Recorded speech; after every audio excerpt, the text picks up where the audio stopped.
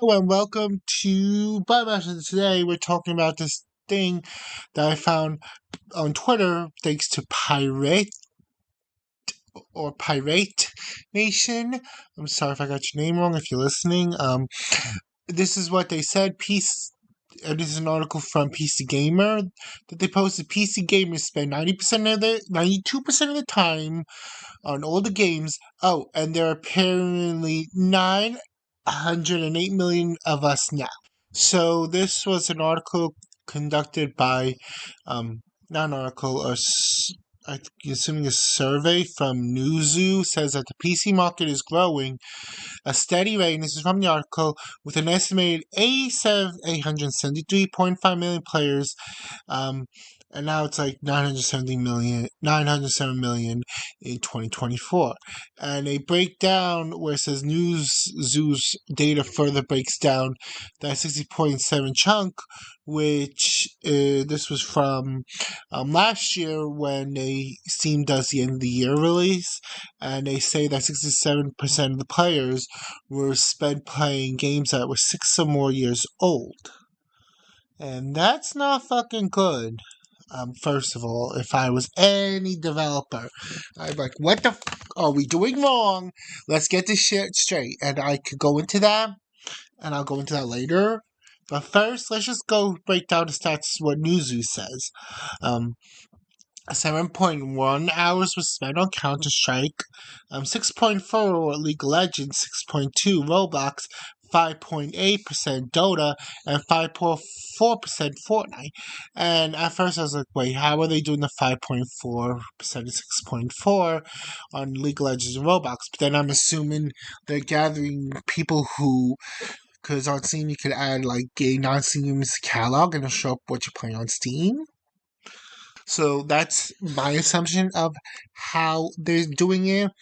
It's just it boggles me because I'll be honest, I feel like industries haven't gotten a point yet, and I'm the honest, Counter Strike is not my thing. I played Fortnite, and I'll be honest, it's a lot of fun. They got other different modes, team modes.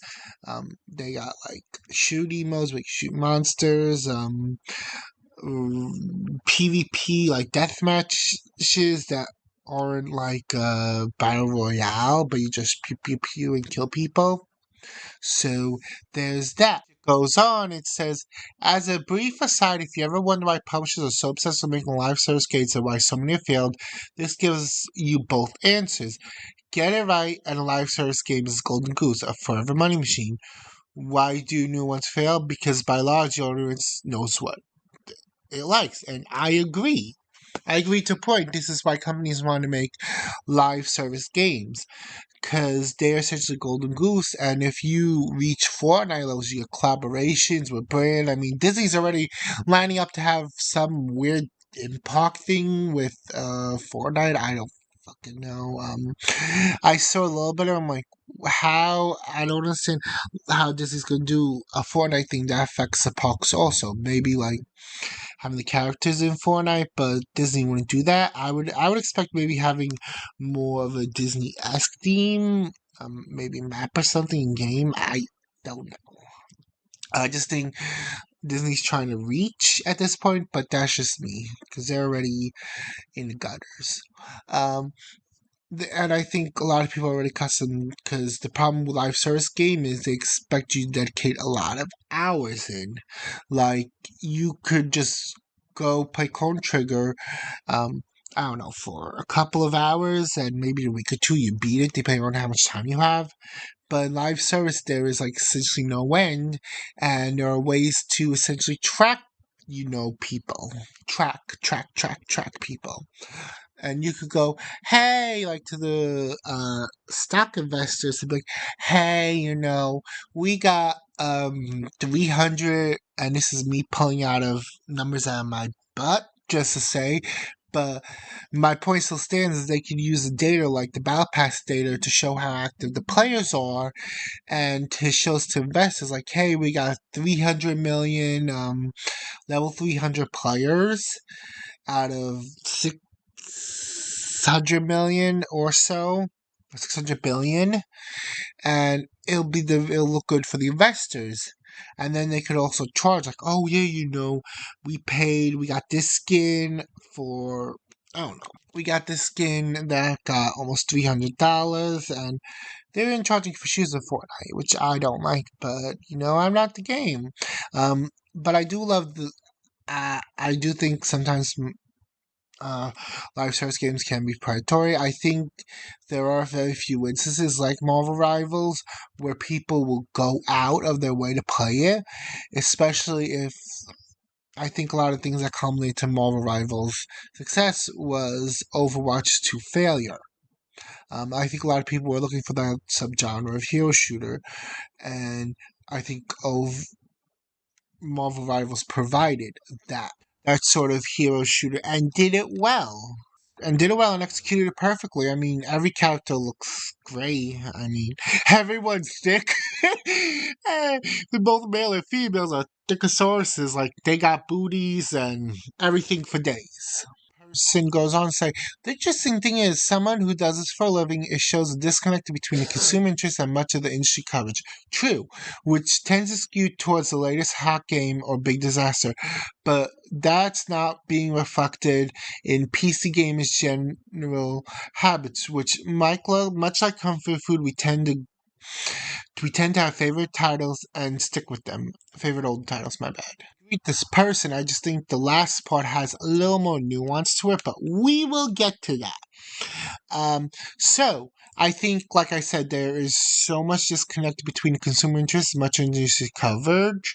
I think the problem is the industry coverage, and a lot of people like me, one, we cover this because it brings clicks. I'll be honest, and also we want to give our feedback.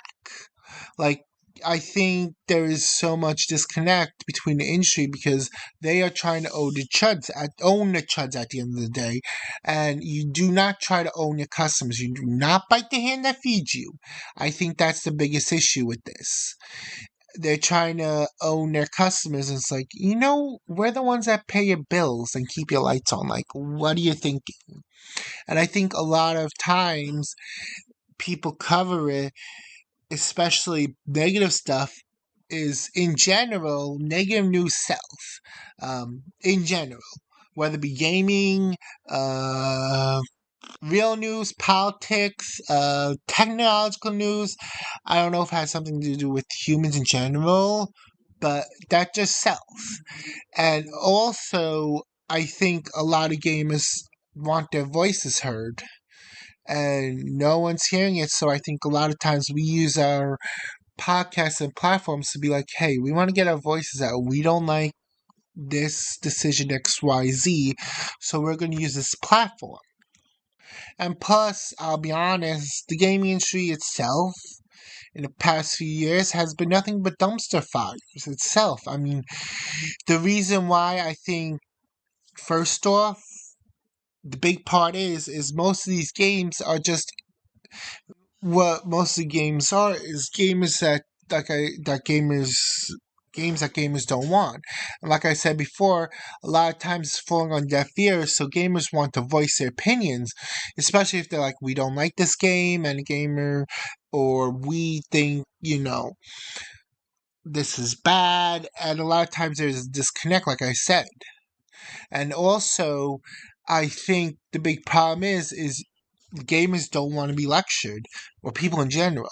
And I said this so many times, and I'll say this until I die, is that most people don't want to be lectured. And if they want to, learn about topics, it'll be something they're interested in.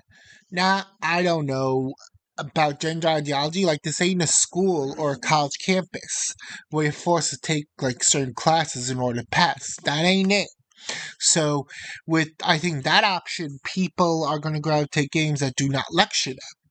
Also, to add, shootout for a lot of people, where it's like, oh yeah, you don't like diversity, blah blah blah. It's like, no, I don't mind diversity.